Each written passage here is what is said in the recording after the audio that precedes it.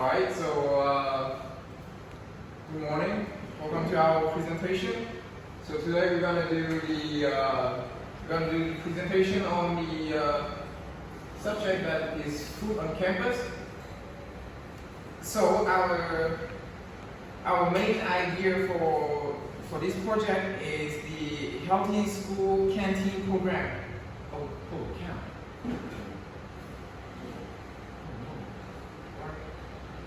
While he's working on that, so basically, in recent times, people have become more conscious about their health, and that is why you have the likes of the people selling fizzy drinks, trying to look for other healthier means of healthy products, because of all these things lead to obesity. So we decided to get a healthy school canteen program that will give a better healthy eating lifestyle to the students of Greenwich. This we think in our heads will set Greenwich apart from different universities, because not every university cares about the food being sold in their facilities, and this will set Greenwich University apart from every other university. So not only in other countries, but especially in Vietnam. So we don't care too much about the food regime or the healthy food lifestyle for the students. So I have how can I say? In the past, there is tons and tons of students who have lack of nutrition, or they don't have enough energy to last throughout the day. So this is a promising project that we wanted to do in Greenwich University. So we have already made a survey in our school. So what we collected from the survey is the percentage is 80% of female students who want to have a proper canteen inside the campus with quality food and beverage. But on the other hand, the male students, they did not care too much about the nutrition or about the food that they eat throughout the day. They just want to have a place that they can hang out with their friends, having some chit chat, something like that. And this is the point that I feel that this is related to our culture, and this is not good for the future as well, because we have to practice our food. Not food, but a nutrition regime, so we can last. We can survive longer and longer. We can the longevity age of Vietnamese people. And also to explain more about why the percentage is so high for the ladies is because naturally the ladies want to look good. They really care about their appearances and their body more than the guys do. If you the data shows, there are more ladies that want to look pretty, that want to look they want to look sexy. So this is why this data shows that more women or more ladies in the university care more about the healthy living, because this can make them look trim and look sexy. That's the word. Okay, moving to the next slide.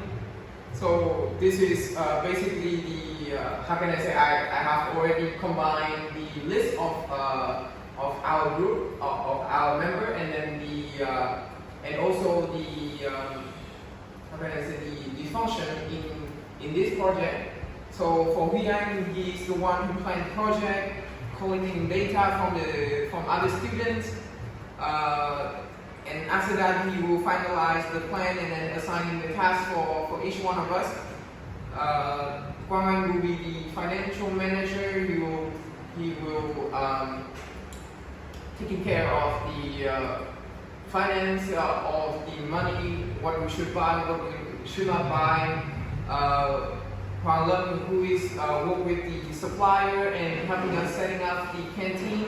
Phúc Ngọc is the one who pick up the ingredients, or we call it goods, and prepare all the materials for the canteen. Thomas is in charge of the marketing phase for the canteen throughout all the students and the employees, and I am the one who being a leader and then creating the survey for the students, and I am the one who's submitting the plans to the board of director of the school. And our leader really inspired us to transformational leadership, in the sense that if you look at him, he looks very healthy, and this passes around the group. We want to eat healthier and look better and live longer. So for the stakeholders, we have listed the 4 main ones. But there's also some of other stakeholders as well. But in here we have the student of the university. It's obvious, and the board of director of Greenwich University as well, in the branch in Hanoi only, and in DTech only. So for this stakeholder, we think they are the toughest, because we have to. We have to negotiate, we have to, make them understand our project, and then, they will help us to having a space in the campus. When it comes to the stakeholders, for example, the students of University of Greenwich, we will have to convince them on why healthy living is important. So having maybe posters in different classes talking about the benefits of exercise, the benefit of eating. We also, then the university staffs. You see, most of the staff, some of them are part-time, some of them are full-time. Some of them are probably here maybe 1 hour or once a week. So we have to convince them, even the ones that are here for lesser time or the ones that are here for a longer period of time, that healthy living is good. And of course, our team, we have to first of all believe in the project within ourselves, and from there we should basically be the example that we're going to show to these other people. So for example, we believe these are the most difficult and good stakeholders we want to identify. So for the leadership, we use the negotiation one to negotiate the board of director that our plan is promising, and we want to realize the project in our school. For the first time in Hanoi or something like that. So we have to negotiate with them. We have to show them what is the pros for the school, what is the cons for the school, and what we should do to eliminate those cons. So that is why I think the board of directors is the toughest stakeholder in the whole one. So for the timeline, so first of all we have the 12 July to 15 July is to planning and submitting the plan to the board of director. So that is the first phase. The second phase is the survey. So during this time we're gonna conduct a survey, a survey with all type of questions, and we're gonna send it to the students throughout the social medias or throughout or interviewing them in school. So that is the second phase from 16 to 18 July. During this preparation phase, we're going to contact the suppliers and prepare the space for the canteen. But also during this time, we're gonna do all the how can I say, we're gonna analyze all the data we collected from the survey. So we're gonna do this in the preparation phase as well. In the last phase is the meeting is in 29 July. This is the meeting that we have to do before we open the canteen. So we're gonna do that like in 2 days or something. And the 1st August is the grand opening.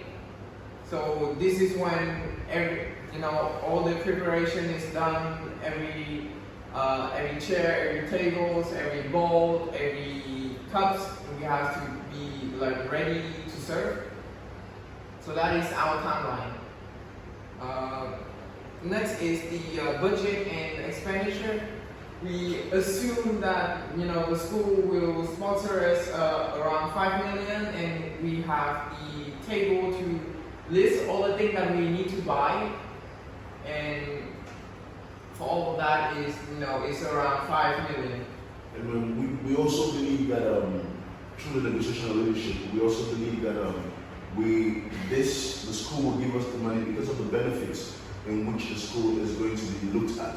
So from our side, it will be a good image for University of Greenwich to be seen as a healthy school, or a school that cares about the students' health. This is going to be a good perception and good image that the school will have by having this amount of by having this canteen. That is why we believe they will support us, because they genuinely care about the students and the way people look at them. Okay, so we move on to the opportunity and threat. So first, the opportunity. The first main approach that we think that is the most important one is to change student perception about the school meal, because most of the students who came here like 1 or 2 days per week, and they don't want to eat a lot of things. They just want to finish school and go home.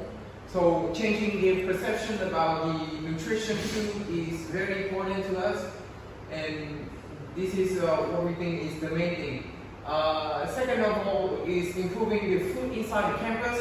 Right now in our campus we don't have a proper canteen, and students usually eat outside of the school, which is caused like it was very hot, it's very cold, there is it doesn't have too much thing to choose, and they are all junk food. So this canteen program is a step above the standard that we wanted to reach. The third one is improving the quality of the facility of the university. It's also related to the marketing of the school as well, because improving the quality of the facility is having more positive point that student parents might notice, and they will choose our school apart from other schools. It becomes a selling point for us and for the University of Greenwich that they actually do care about the healthy lifestyle. And if you look at it, when students eat healthy, they have more energy to be in school and also more enthusiasm towards schoolwork. So this is what we believe that this will improve the quality of facilities in University of Greenwich. And the fourth one is I wrote it right here, is teamwork makes the dream work, because our school has a lot of has a lot of event and has a lot of activity that's bind the students together, and this is the project that we can show to other people that Greenwich student is very, very talented, dynamic, and very teamwork. So the teamwork is also a very a very positive point for the students who go out and to finding jobs, because right now people want to have like an employee with with a proper soft skill like teamwork. So it helps drainage and helps the student when people get to know that such was student inspired. And it was students from the school that inspired this. One, it counts for accountability. It shows that this students really care about their health. Two, it looks that we can work together to achieve something. And like you said, team. It means that anywhere a Greenwood student goes, they can work as a team with anybody because they're already used to this and they've achieved a lot as a team before. So next we move into the thread. So first of all is people usually eat junk food. So that is the most common situation in Vietnamese culture. So as we can see, in our daily life, students or how can I say, the people who study in secondary, primary, or high school, they usually eat junk food. So they didn't care too much about their health, but it's actually very important to their future as well. So this is the first threat to us. The second, the food that we provide in our canteen must be made freshly every day. So ingredients and people who make them who have to be like every day, constantly like that. Constantly fresh ingredient and constantly, how can I say, maintaining the quality of the meal. People like to eat junk food in school because of the perception that, oh, I am just coming to school, I'm not going to be long. I just need something to hold me before I eat a proper meal, maybe after class or after school. You understand? That might be a threat to us, people not wanting to eat fresh meals. And now we also go to making fresh meals every day. So one of the ideas we wanted to sell is smoothies, and a smoothie has to be made freshly that day. These are one of the threats that we can face because everything we will make, because stuff that are fresh food is also very healthy. You understand? So we need to make our food freshly every day. And that can be a little bit of strain to us too. And the third one is students think that the school is boring because they just came here and studying and then go home. So they found that school is not interesting enough for them to stay here longer. So if you want to have like a proper place to work, then you're gonna stay because you're in a deadline or you're behind the schedule or something. So you're gonna stay here for that reason. But there is nothing else to hold their feet in the school. So this canteen must be, how can I say, can be an attraction point for students who can stay here longer and they don't have to worry about the healthy food. They don't have to worry about the food they have or something like that. And the fourth one is healthy food is boring because healthy food is including vegetable and protein and less carb. But in our culture, carb like rice is very important. So they will consider healthy food as it's very boring. It's very lack of saltiness or something like that. But we're gonna try to make them better. And for all of these threats, so the most important one is people who usually eat junk food. So the leadership that we must apply here is the transformational, where the leader will have to inspire the other people to follow them.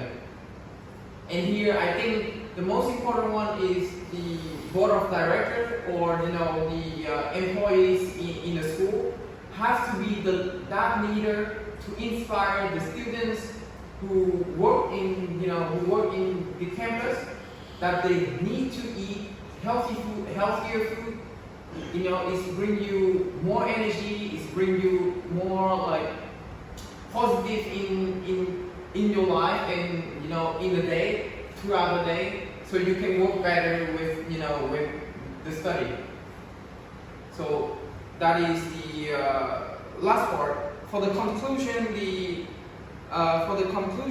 I think this food is, is very affected to people.